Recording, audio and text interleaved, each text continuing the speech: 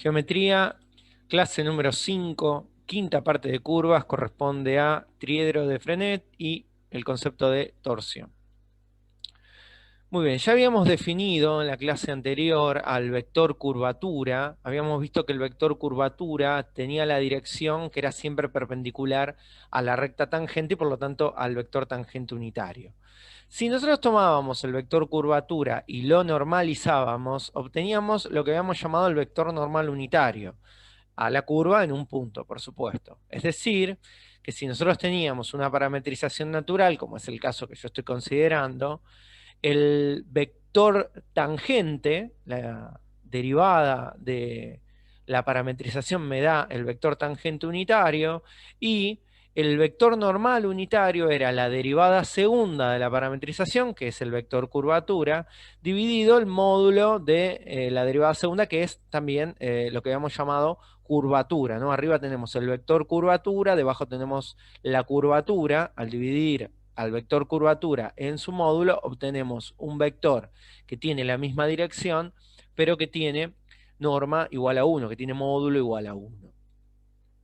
Bien, consideramos un tercer vector ahora, que es perpendicular a estos dos, al vector tangente unitario, al vector normal unitario, y que también va a ser unitario. Y si nosotros consideramos esos tres vectores, vamos a conformar una base de R3 que tenga la particularidad de estar formada por tres vectores unitarios. Recordemos que eso se llama una base normal, y que además sean perpendiculares 2 a 2, es decir, una base ortogonal. Entonces, con esos tres vectores formamos una base ortonormal de R3 en cada punto de la curva. Dado que la parametrización que nosotros estudiamos le pedimos regularidad, tiene vector tangente unitario, tiene vector normal unitario, y por lo tanto va a tener el tercer vector que van a conformar esta base ortonormal, que nuevamente existe para cada punto de la curva. Bien, ese tercer vector se llama vector binormal a la curva en un punto f de S sub 0, porque estamos hablando en este caso de una parametrización natural, y lo definimos sencillamente como el producto vectorial entre t y n. Recordemos que si nosotros multiplicamos vectorialmente dos vectores unitarios, me da un vector unitario, y que además la dirección obtenida del producto vectorial es perpendicular a los vectores que estoy multiplicando. Entonces, estos tres vectores, el vector t, el vector tangente unitario, el vector n, el vector normal unitario, el vector b, el vector binormal unitario, conforman lo que se llama el triedro móvil de Frenet.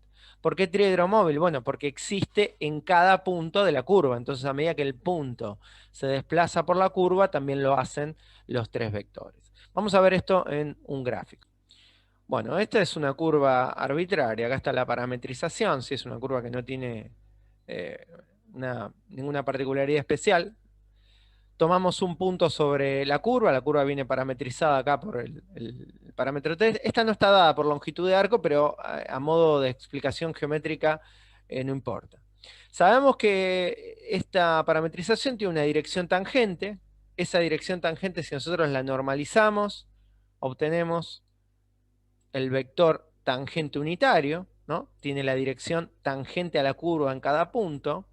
Bien, yo acá no tengo el vector curvatura, pero sí ya tengo el vector curvatura normalizado, que es ese vector verde, que es el vector normal, que es tangente a la dirección del vector tangente unitario. Dije tangente. Este vector verde es normal, es perpendicular a la dirección del vector rojo, ¿no? Es perpendicular a la recta tangente.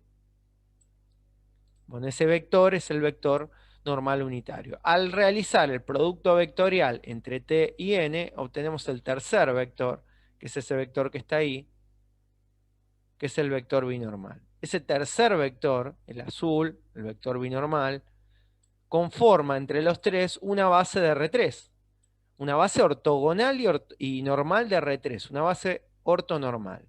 Bueno, esos tres vectores se denominan el triedro de Frenet, y también se lo conoce como el triedro móvil porque existen punto a punto.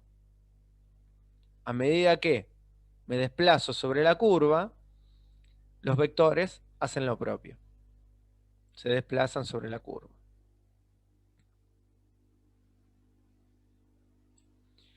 Muy bien, volvamos. De la misma manera que el vector tangente unitario determinaba una recta y un plano, esto lo habíamos visto hace 2 clases, me parece recordar, el vector tangente definía la recta tangente, la recta que pasa por el punto en el cual yo estoy parado y tiene la dirección del vector tangente, y también define el plano normal, que es el plano que es perpendicular al vector tangente, o sea que tiene el vector tangente como vector normal director, y pasa por el punto en el cual estoy posicionado. Ocurre exactamente lo mismo con los otros dos vectores.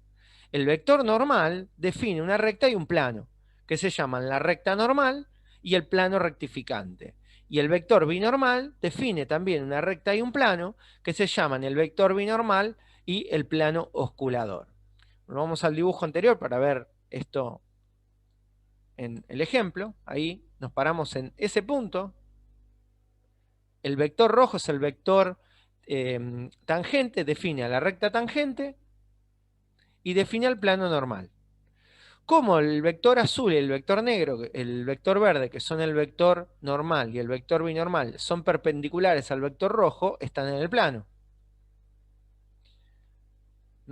Y eso ocurre en todos los puntos de la curva. Al desplazarse el vector rojo, se desplaza la dirección de la recta y el punto por el que pasa, porque se mueve el punto, y también cambia el plano, ¿no? Ese es el plano normal. Apago el plano normal. Bien, el vector normal, que es el vector verde, define la recta normal, tiene la dirección del vector verde, del vector normal. Tenemos en rojo la recta tangente y en verde la recta normal. Y define un plano, voy a apagar la recta tangente, un plano que tiene que pasar por el punto ahí prendido en rojo y ser perpendicular al vector verde y, bueno, estar en ese punto. Ese plano es el que se llama el plano rectificante. El plano rectificante es perpendicular al vector verde, al vector normal, y contiene al vector rojo, al tangente, y al azul, al binormal. Bueno, por último, vuelvo a prender la recta tangente. El vector binormal, que es el azul, define la recta binormal, y ahí tenemos la posición de los nuevos ejes coordenados si yo midiese la curva en términos de la base del triedro normal. Si yo hiciese un cambio de base, ¿no? O una transformación lineal en el sentido algebraico, y tomase como nueva base el triedro móvil de Frenet, bueno, esos serían mis nuevos ejes rojo, verde y azul, en lugar de los coordenados que están ahí abajo. Eso ocurre punto a punto. Bueno, apago la recta normal, apago la recta tangente, me quedo con la recta binormal, y el vector azul define un plano que va a ser perpendicular al vector azul y va a contener al tangente y al normal, al rojo y al verde. Ese es el plano osculador. Nuevamente se desplaza con el punto. Tenemos las tres rectas y los tres planos: el plano normal, el plano rectificante y el plano osculador.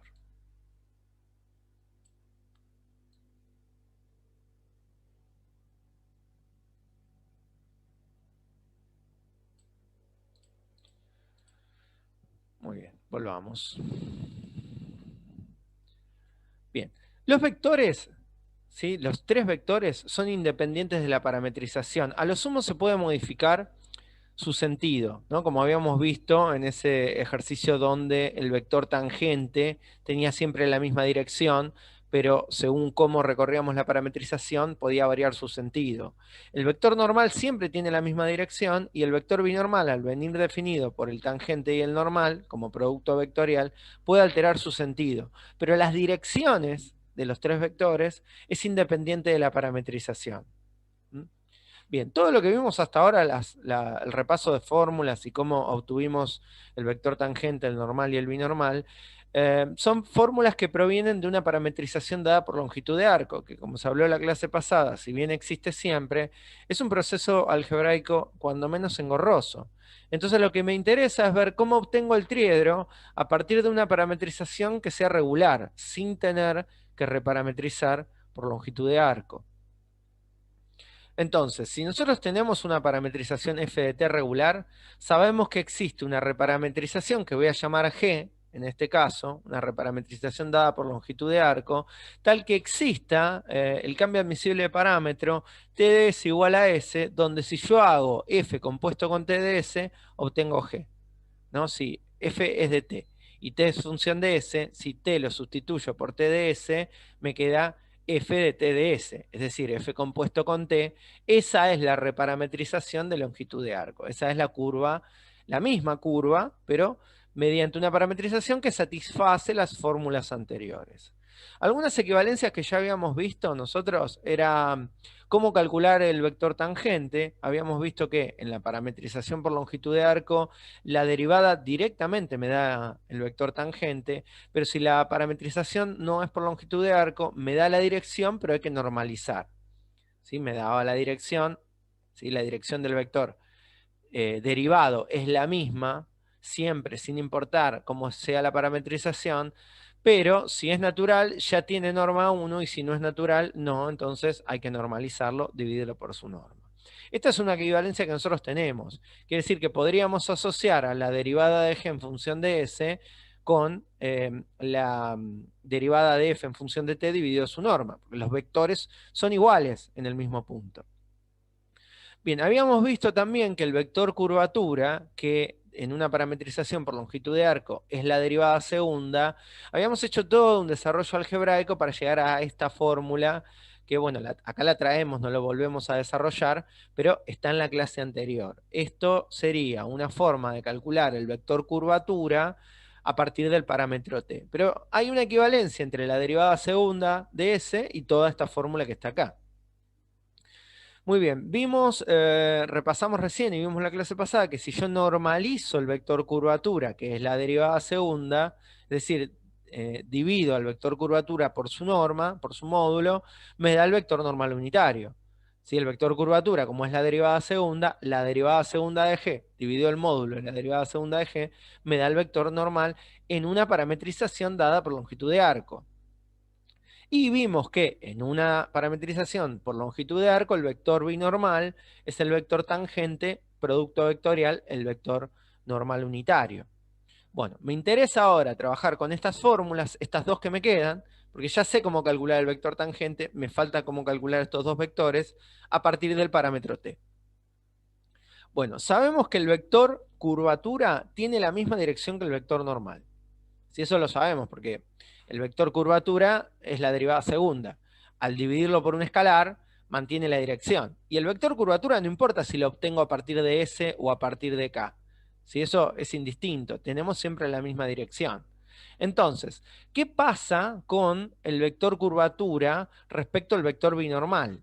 Si el vector normal es perpendicular al vector binormal y el vector curvatura es paralelo al vector normal, entonces el vector curvatura y el vector binormal tienen que ser ortogonales. Su producto escalar tiene que ser cero, que es lo que está expresado acá.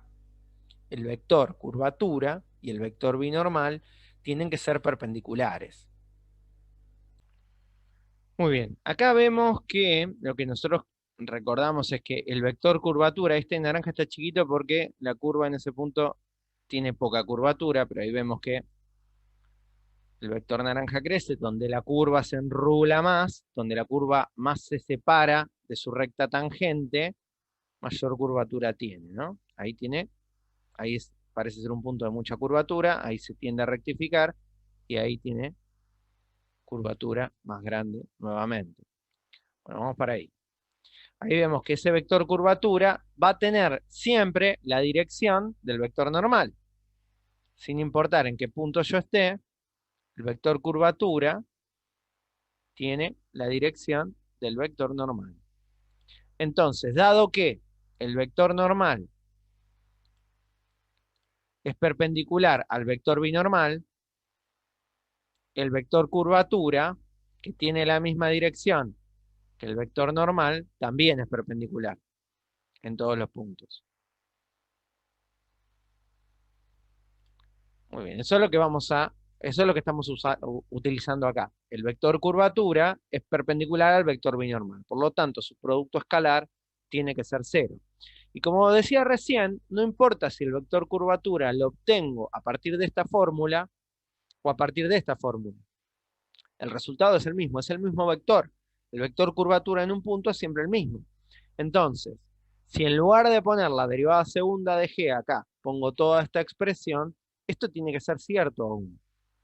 Bien, dividamos esta resta al numerador en dos expresiones, ¿sí? Si hacemos distributiva del módulo de f' a la cuarta, miembro a miembro, o término a término, y tenemos en cuenta la componente vectorial, porque acá arriba tengo un módulo dividido un módulo por un vector, ¿no? Entonces, todo esto que está acá es un vector, pero lo que está delante del punto es un número es un escalar. La parte vectorial es la derivada segunda, menos. Esto es un producto escalar, así que da como resultado un número. Al dividirse por un módulo, me da como resultado un número. Y la parte vectorial es f' de t. F' acá es la parte vectorial y f segunda de t es la parte vectorial acá. ¿Qué estoy queriendo decir? Que este vector tiene la dirección de la derivada segunda. Y este vector tiene la dirección de la derivada primera. Hacemos distributiva del producto escalar con b, y el escalar va a salir del producto escalar. Recuerden que los escalares hay como una homogeneidad en el producto entre un escalar y un vector, lo puedo extraer del producto escalar. También simplifico acá el módulo al cuadrado sobre el módulo a la cuarta, simplifico y me queda este producto. Y de este lado extraigo el escalar del producto entre escalares y me queda el producto escalar entre f' y b. F', acá arriba lo vemos, es paralelo al vector tangente. Vamos al gráfico. Apago el vector curvatura, apago el vector binormal. Ese es el vector derivado. Ese es el vector derivado, que no coincide en todos los puntos con el vector tangente unitario. La derivada cambia su longitud. El vector tangente unitario no, pero tienen la misma dirección. Entonces, ¿qué pasa? Apago el vector tangente unitario, que es el rojo más clarito. La dirección de la derivada es perpendicular al vector binormal. Entonces, este producto escalar me va a dar 0. Y por lo tanto, todo este término se va y me quedo solamente con esta parte. Esto es un número. El módulo de la derivada no puede ser 0 porque la parametrización es regular. Así que esto es un número. Para que este producto entre un número y un producto escalar de dos vectores sea 0, como esto no puede ser 0, está obligado a ser 0 el producto escalar. ¿Qué significa que el producto escalar entre la derivada segunda y b sea 0? Significa que el vector derivada segunda es también perpendicular al vector binormal. Ese es el vector binormal. Y todos los vectores que sean perpendiculares al vector binormal están en el plano osculador. El plano osculador es perpendicular al vector binormal. Entonces, en ese plano tiene que estar la derivada primera, que está por tener la dirección del vector tangente, y está también la derivada segunda. Que ojo, que la derivada segunda coincide con el vector normal solamente si la parametrización es por longitud de arco. Como esta parametrización no está dada por longitud de arco, el vector normal, que es el verde, no coincide en dirección con la derivada segunda, que es el violeta. ¿Lo ven? Sin embargo, apago el vector verde para no confundir. Tanto la derivada primera como la derivada segunda están en el plano osculador, en todos los puntos de la curva.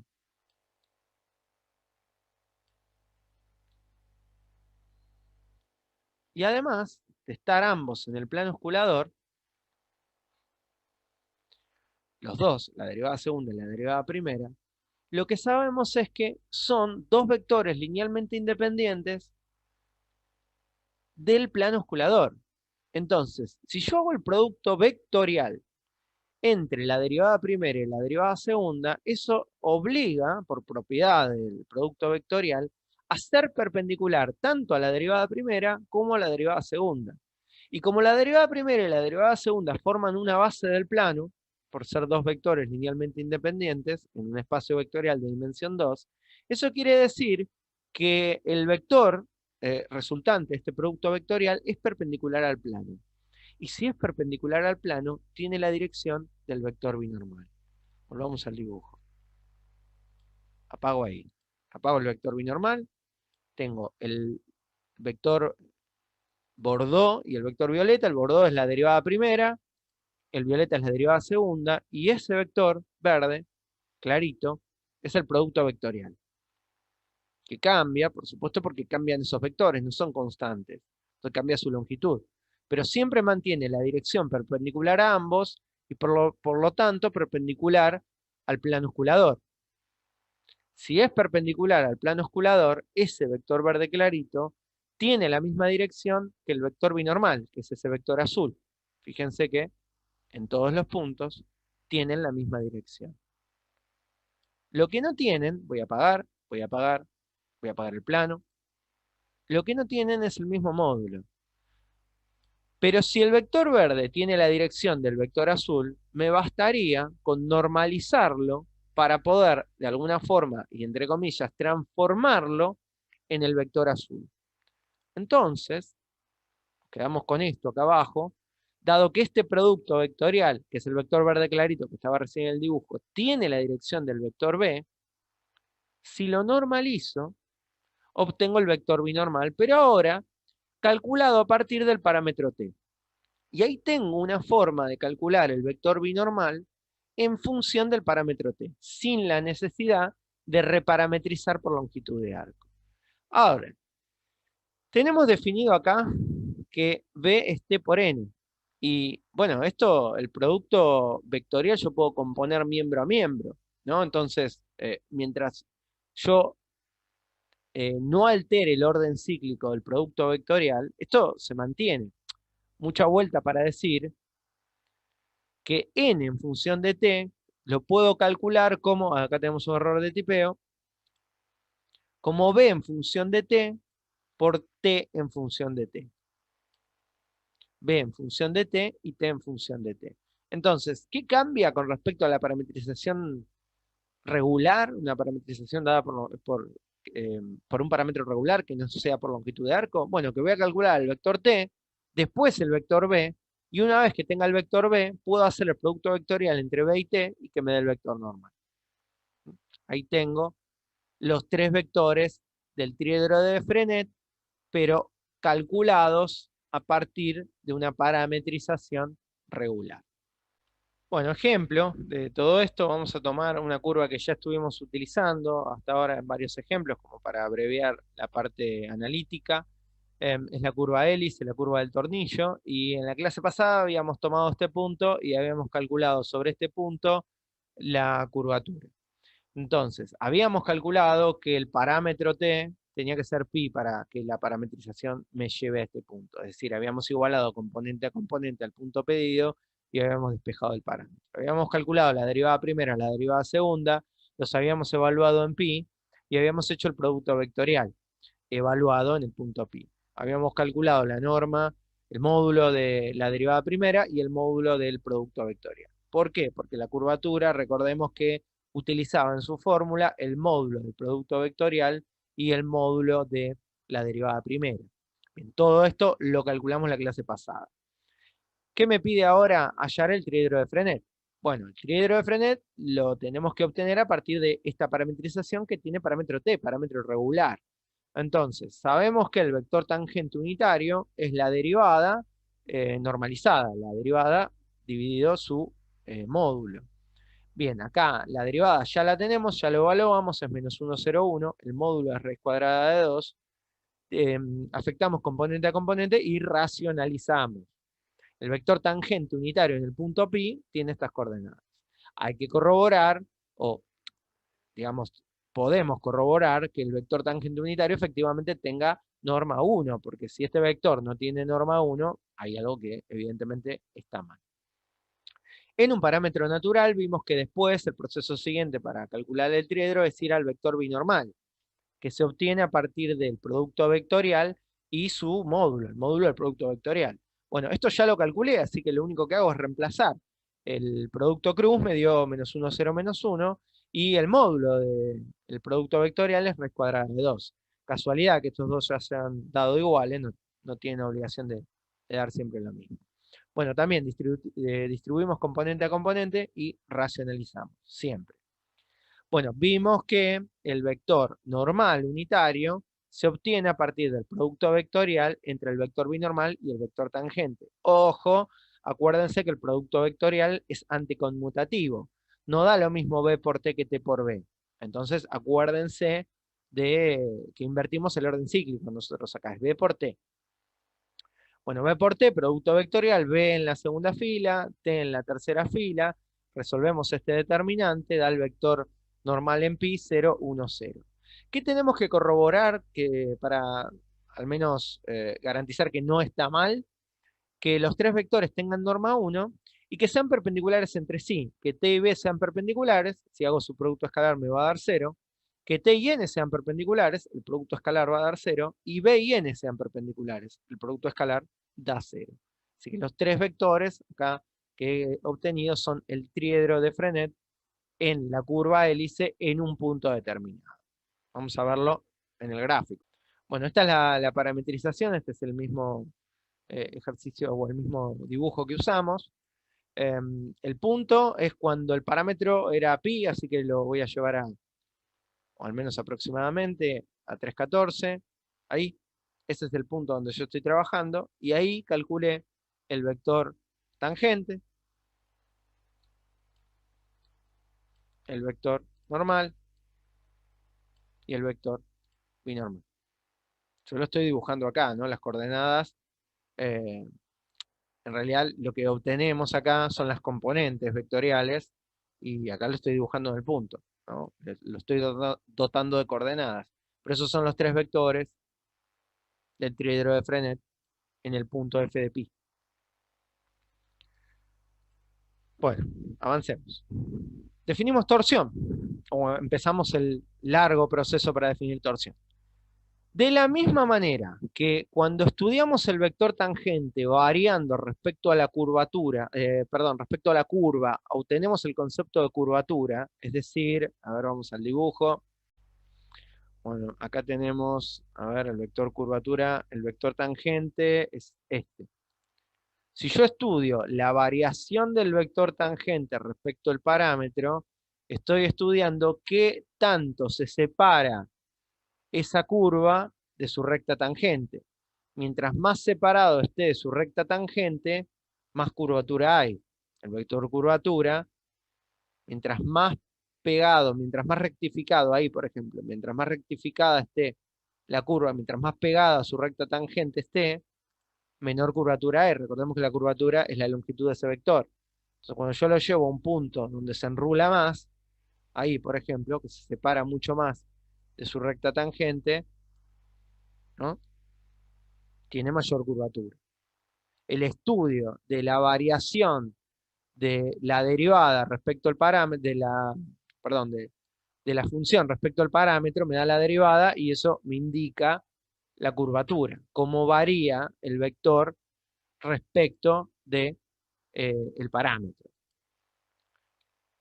Bueno, si hago el mismo estudio, pero respecto al vector B, es decir, cómo se mueve el vector B respecto del parámetro, obtengo lo que se suele llamar segunda curvatura o torsión, ¿sí?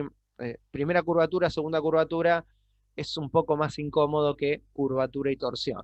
Bueno, esta torsión es también una medida de qué tan enrulada esté la curva, pero en lugar de medirla respecto a la recta tangente, la medimos respecto del plano osculador. Vamos al dibujo nuevamente.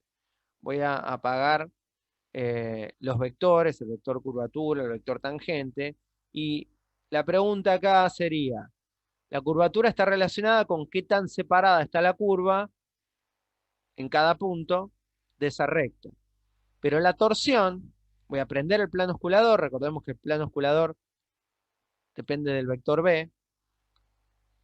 La pregunta de la torsión viene dada por qué tanto se levanta la curva de ese plano. Ven que la curva no está toda en el plano, no está contenida en el plano. Si estuviese contenida en el plano, sería una curva dibujada en un plano y es lo que llamamos curva plana. Pero esta curva no es plana. El plano osculador se modifica punto a punto. Por lo tanto, la curva no es plana. Bueno, ¿dónde son los puntos donde la curva está más separada de su plano osculador? Ahí vemos que está, en cierta medida hay una separación. Ahí pareciera estar menos separada, ¿ven? Pareciera levantarse menos del plano osculador. Y si me voy arrimando a, por ejemplo, ahí está mucho más separada de su plano osculador. Voy a apagar la recta tangente porque por ahí confunde, pero ven que está como más, se levanta más rápido del plano osculador. Bueno, esa medida es la torsión, que acá está representada por la letra tau griega, así como kappa es curvatura, tau es torsión. Bueno, acá podemos apreciar, yo ya tengo hecho el cálculo, los valores de la torsión, ¿no? Ahí 0,62 tiene mayor torsión que, por ejemplo, ahí 0,07. ¿Eh? Ahí está como más pegada a la curva. Hay que mirarlo acá, ¿no? Alrededor del punto. Que ahí. Hay que mirarlo alrededor del punto. Mientras más rápido se levante el plano osculador, mayor torsión va a tener. Bueno, ¿qué habíamos visto nosotros? Que el vector binormal, en una parametrización por longitud de arco, se define como el vector tangente por el vector normal de manera vectorial. Entonces, si yo quiero estudiar cómo varía el vector binormal respecto a la curvatura, respecto al parámetro, digo, lo que tengo que hacer es derivar. O sea, la derivada de b respecto de s es lo que yo estoy buscando, es la variación del vector respecto al parámetro. Entonces, derivo la derivada de un producto, se aplica regla de producto, el vector tangente derivado por el vector normal sin derivar, más el vector tangente sin derivar por el vector normal derivado. Bueno, T' y N tienen la misma dirección. Eso lo sabemos de cuando estudiamos curvatura. Recordemos que el vector tangente es unitario, así que su derivada es perpendicular. Entonces, la derivada del vector tangente, que era el vector curvatura, ¿sí? La derivada del vector tangente es el vector curvatura, tiene la dirección del vector normal, porque cuando yo normalizo el vector tangente, el vector curvatura, digo, me da el vector normal unitario. Y el producto vectorial entre dos vectores paralelos es cero. Así que toda esta parte se va y me quedo solamente con esto. Muy bien. N también es un vector unitario. Entonces su derivada, N', tiene que ser también perpendicular al vector N. Vamos al dibujo un segundo. Ese era el plano osculador. Yo tengo el vector n. Cuando lo derive, su derivada tiene que ser perpendicular. Entonces, si es perpendicular, está contenido, digo, en el plano rectificante. ¿Sí? La derivada de un vector de norma 1 es perpendicular al vector. Y como este plano contiene a todos los vectores perpendiculares al vector normal, tiene que contener a la derivada del vector normal. Tiene que andar por ahí. El vector normal, el plano rectificante, contiene al vector t y al vector b. El vector t y el vector b están siempre en el plano rectificante porque por definición y por construcción son perpendiculares al vector verde. Así que están ahí. Entonces son base del subespacio vectorial del plano rectificante. Cualquier vector que esté sobre este plano se tiene que poder expresar como una combinación lineal del vector rojo y el vector azul. Entonces digo que el vector n' es un alfa por el vector t más un tau, acá haciendo un pequeño spoiler, el tau multiplicando al vector binormal. Un alfa por el vector b más un tau, un escalar, por el vector binormal. Muy bien, el vector binormal, entonces, volviendo hacia acá arriba y sustituyendo el vector tangente, el vector binormal derivado, estoy sustituyendo, dije tangente, estoy sustituyendo el vector n' por esto que deducimos acá. ¿Sí? Acá sustituyo esto. Entonces me queda que el vector b derivado es el vector tangente por toda esta expresión, producto vectorial. Distributiva del producto vectorial, los escalares por homogeneidad salen del producto vectorial, y acá me queda el producto vectorial entre t y t. Producto vectorial entre un vector y sí mismo es el vector nulo, así que toda esta parte se va y me queda esto, ¿no? Por definición, el vector t por el vector b me da el vector n, ¿no? Recordemos que acá, ¿no? T por n da b, t por n da b, n por b da t, y me falta uno. T por b da n, ¿no? T por n da b, b por n da t y n por t da b. Ahí están los tres productos, ¿no? Siguiendo el orden cíclico. Entonces, como t por b da n, sustituyo acá t por b por el vector normal. Entonces, ¿qué sabemos? Que el vector b' tiene la dirección del vector normal. Pero además, si yo multiplico miembro a miembro por el vector normal acá, si yo multiplico miembro a miembro por el vector normal, como tiene norma 1, vector normal por vector normal, producto escalar, me va a dar 1. Entonces puedo despejar tau. ¿Mm? Tau es el producto escalar entre el vector binormal derivado y el vector normal.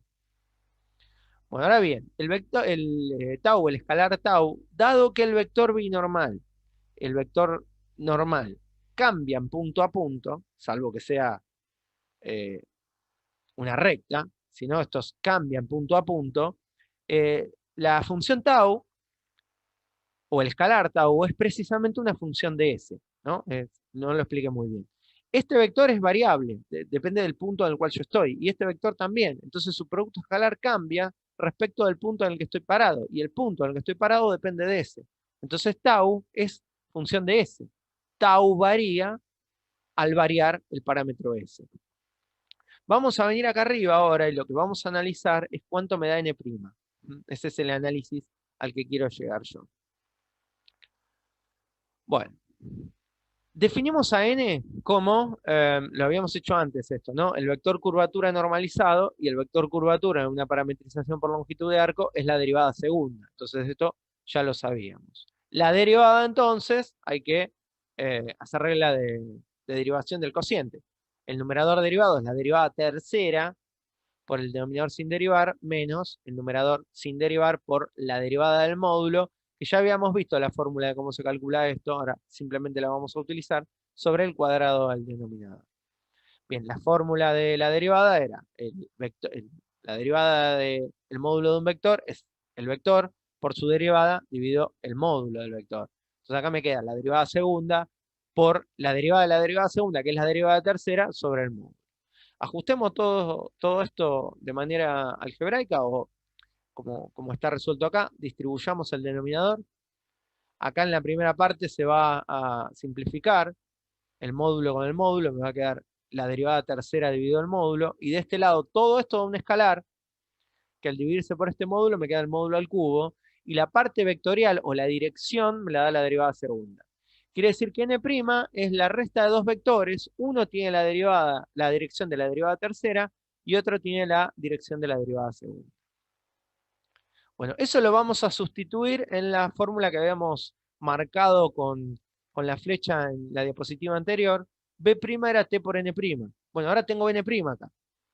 Entonces, puedo sustituir n' y además sé que t es la derivada primera de g. ¿No? Por definición, como es una parametrización dada por longitud de arco, la derivada de g es el vector tangente. Esto es producto vectorial. Hagamos distributiva de ese producto vectorial. Me queda este escalar acá del denominador, sale el producto vectorial, afecta o opera al resultado. Me queda el producto vectorial entre la derivada primera y la derivada tercera. Del otro lado, en la resta, toda esta parte escalar sale del producto vectorial y me queda el producto vectorial entre la derivada primera y la derivada segunda. Pensemos en esto. Esto tiene la dirección del vector tangente. Esto tiene la dirección del vector curvatura, es decir, la derivada del vector normal. Estos dos que están acá, ¿sí? Tienen uno la dirección del vector tangente y otro la dirección del vector normal. Esto lo vamos a sustituir en la fórmula de la curvatura. B' por n, producto escalar, es tau. Entonces, tengo B' acá y tengo n acá. No, acá arriba. N y B' para poder obtener una fórmula de la torsión. Bueno, todo lo que está entre corchetes es B', esto que está acá arriba, y este producto acá es N. Ahí. Tenemos que hacer ahora la distributiva del producto escalar. Me quedo con esto y seguimos ahí arriba. ¿Sí? Acá puse tau de S, indicando o recordando que tau es función de S porque depende del punto en el cual yo estoy parado. Acá hacemos la distributiva, me queda el producto vectorial entre estos dos que me da un vector, producto escalar, la parte vectorial, acá la dirección, que es la derivada segunda, Y al hacer la distributiva, módulo por módulo, me da módulo al cuadrado. La resta, todo este escalar, al multiplicarse por este escalar, me queda el módulo a la cuarta y me queda derivada primera por derivada segunda, producto vectorial, por derivada segunda, otra vez. Ahora, ¿qué recordamos de las propiedades del producto vectorial? Que el resultado de este vector es perpendicular a G y a G segunda. Y si yo hago el producto escalar entre un vector y un vector perpendicular, me da 0. Entonces este producto mixto da 0. Repito, el producto vectorial entre G' y G segunda es perpendicular a G segunda. Por G segunda, 0. Toda esta parte se va y esta me queda. Bueno, derivada primera por derivada tercera por derivada segunda, enroquemos estos dos, derivada segunda y derivada tercera, invertimos el orden cíclico, cambia de signo el producto mixto. Y ahí tenemos la fórmula de la torsión. ¿Por qué me quedo con esto invertido? Bueno, porque derivada primera por derivada segunda, fíjense que este producto vectorial es muy probable que ya lo tengamos resuelto porque hayamos estudiado, por ejemplo, la curvatura, o al haber calculado el vector binormal, este producto vectorial ya lo tenemos. Entonces es mucho más práctico que la fórmula quede en este sentido. Y ahí tenemos fórmula de torsión. ¿Cuál es el problema de esta fórmula? Que está dada para parametrizaciones por longitud de arco. Y a mí me interesa que las fórmulas sean para parámetros naturales. Entonces tenemos que pasar esta fórmula a parámetro t. Esta es una diapositiva anterior y nosotros teníamos la equivalencia marcada en esta página cuando llegamos a esta conclusión, que el vector tangente es la derivada primera. ¿Sí? El vector tangente es la derivada primera en longitud de arco. Y la derivada segunda, que es el vector curvatura, es todo esto. Entonces fíjense que tengo una equivalencia entre la derivada primera de G y todo esto que está acá, ¿no? A ver, lo digo mejor. La derivada primera de S, de G en función de S, es equivalente a esto en parámetro T. Como este vector T y este vector T son iguales, esta derivada es igual a todo esto. Por otro lado, el vector curvatura que está acá es igual al vector curvatura que está acá. Este vector curvatura es la derivada segunda y este vector curvatura es toda esta fórmula. Entonces la derivada segunda es igual a todo esto. Nos vamos a quedar con la equivalencia de la derivada primera igual a esto y la derivada segunda igual a todo esto. Volvemos y marcamos esas dos equivalencias que dije recién. Bien, ¿por qué? Porque quiero respetar esta fórmula y en esta fórmula sustituir la derivada primera por esto, la derivada segunda por todo esto. Tendré que calcular la equivalencia de la derivada tercera y tendré que calcular la equivalencia del módulo de la derivada segunda. Pero por ahora calculemos G' por G segunda en función de t. Hay que hacer el producto vectorial entre estos dos. Para hacer ese producto vectorial, primero distribuyo acá el denominador, la norma, el módulo a la cuarta, simplifico acá, el cuadrado con la cuarta, me queda el cuadrado, acá no. Pongo adelante la parte escalar y me quedo con la dirección atrás porque como vamos a hacer un producto vectorial, me interesan las direcciones, la parte vectorial. Esto tiene la dirección de f' de t y esto tiene la dirección de f segunda. Ahora sí, producto vectorial entre esto y esto, ahí, esto y esto. Distributiva del producto vectorial, esto con esto, menos esto con esto. Vamos a juntar toda la parte escalar adelante y prestamos atención a cuáles son los vectores que se están multiplicando. Acá esto por esto me da el módulo al cubo y la parte vectorial es derivada primera por derivada segunda. Acá la parte escalar es todo esto que se multiplica por este módulo, me queda el módulo a la quinta, y el producto vectorial es entre la derivada primera y la derivada primera. Producto vectorial entre un vector y sí mismo, 0. Toda esta parte se va, me queda esto. Muy bien, acá tengo resuelto ahora cuánto da G' en S por G segunda en S, pero en T. Con esta fórmula puedo sustituir esta parte de la torsión en S y al menos ya tengo una parte resuelta. Tomo nota de esto, pero lo vamos a tener que sustituir. Bueno, ¿qué quiero ahora? La derivada tercera. Bueno, esta es la equivalencia que usamos en la diapositiva anterior, la derivada segunda. Tengo que derivar la derivada. Ahora, ojo, yo derivo miembro a miembro, pero tengo que derivar en función de S. No puedo derivar de un lado en función de S y del otro en función de T. Si yo derivo los dos lados con el mismo parámetro. Del primer lado, si derivo G en función de S me queda G tercera, ¿no? Que es lo que yo quiero calcular. Del otro lado tengo que hacer regla de la cadena. Derivo todo esto en función de t por la derivada de t en función de s, y después derivo todo esto en función de t por la derivada de t en función de s. Bueno, algunas equivalencias que vamos a hacer. Primero, acá dentro del paréntesis tengo que derivar por regla de cociente. La derivada de f segunda derivado es la derivada tercera, por el denominador sin derivar, menos el numerador sin derivar por el módulo derivado. Pongo la tilde de derivado, no los voy a derivar porque no me va a hacer falta, van a ver, pero marcamos ahí la tilde de derivado sobre el cuadrado del denominador. Y ya habíamos visto que la derivada de t en función de s es 1 sobre el módulo de la derivada. Esto hicimos la deducción cuando vimos longitud de arco. Si no, vayan un par de clases para atrás y revísenlo. Todo esto es por regla de producto, ¿no? Es toda esta expresión derivada por f' sin derivar, más toda esta expresión sin derivar por f' derivada me da f segunda, por la derivada de t en función de s, que nuevamente es 1 sobre el módulo de la derivada. Bueno, acá, ¿qué hacemos? Hacemos las distributivas correspondientes. Acá distributivas del módulo para cada uno de estos dos y distributiva de este que viene hacia acá adentro. Es como si yo distribuyese el módulo a la quinta, ¿no? Porque lo traigo para acá, lo distribuyo para los dos. Multiplico el módulo a la cuarta por 1, módulo a la quinta, distribuyo. Con este se simplifica y me queda la derivada tercera sobre el módulo al cubo, porque en el cuadrado arriba, a la quinta abajo, me queda el cubo. Después es toda esta parte derivada sobre el módulo a la quinta por la dirección de la derivada segunda. Si me interesan, acuérdense que en esta parte me interesan las direcciones de los vectores, no tanto los escalares. Bueno, vamos hacia acá adentro. Ahora hay que hacer todo este número derivado por este 1 sobre el módulo, por la dirección de la derivada. Dejo la tilde, no voy a derivar esto.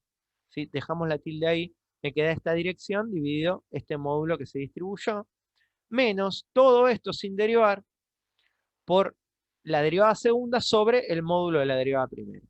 Partes vectoriales, acá derivada tercera, acá derivada segunda, acá derivada primera, acá derivada segunda. Esto es la derivada tercera. ¿Qué tengo que hacer con la derivada tercera según la fórmula? Multiplicarlo escalarmente por la derivada primera por la derivada segunda. ¿Sí? Acá estoy en el numerador de esta fórmula de la torsión. G' por G segunda, producto vectorial, todo eso, producto escalar derivada tercera. Bueno, yo sé que G' por G segunda es esta fórmula, así que lo traigo hacia acá entre corchetes. Por producto escalar la derivada tercera, que es todo este renglón que está acá arriba. Fíjense qué expresión espantosa, y sin embargo, qué simpleza y cuánta belleza matemática hay en lo que va a suceder ahora, porque yo lo que tengo que hacer es un producto escalar, y el producto escalar entre vectores perpendiculares me va a dar 0. Pregunto, ¿a quién es perpendicular el producto vectorial entre la derivada primera y la derivada segunda? Bueno, es perpendicular a la derivada primera y perpendicular a la derivada segunda. Entonces, cuando haga la distributiva, este vector tiene la dirección de la derivada segunda, así que cuando haga el producto escalar, da 0.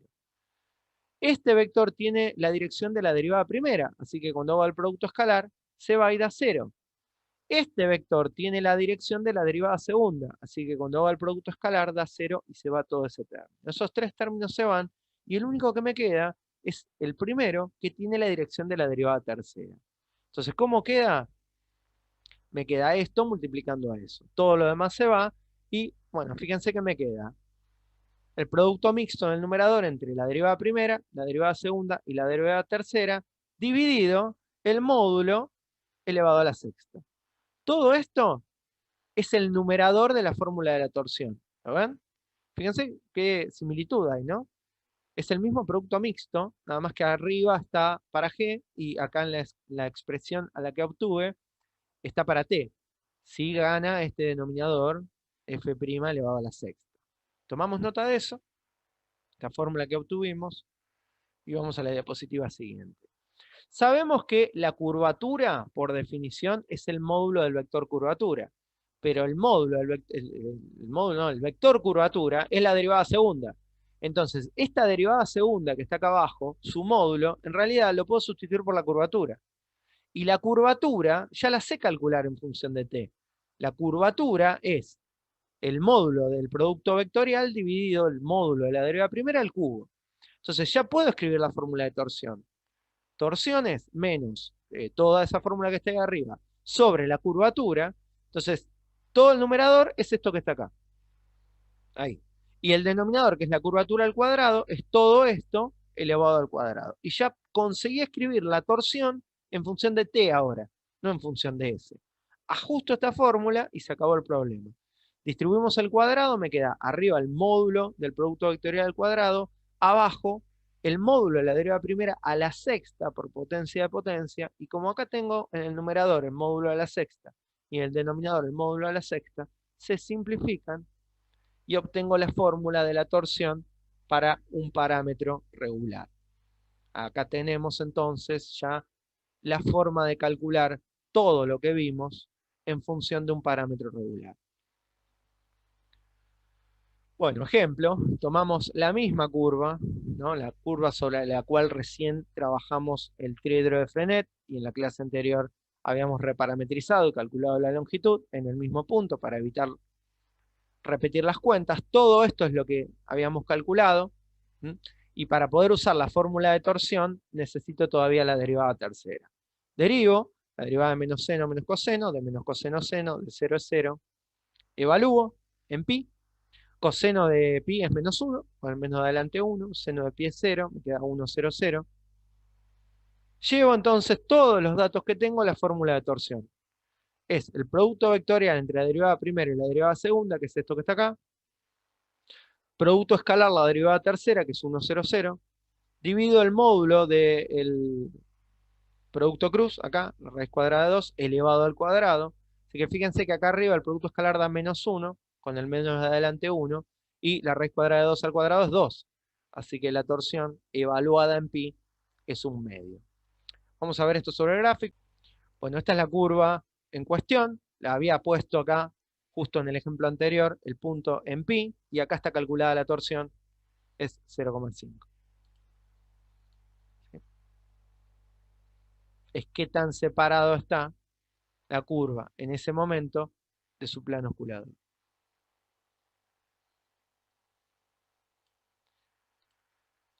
Muy bien.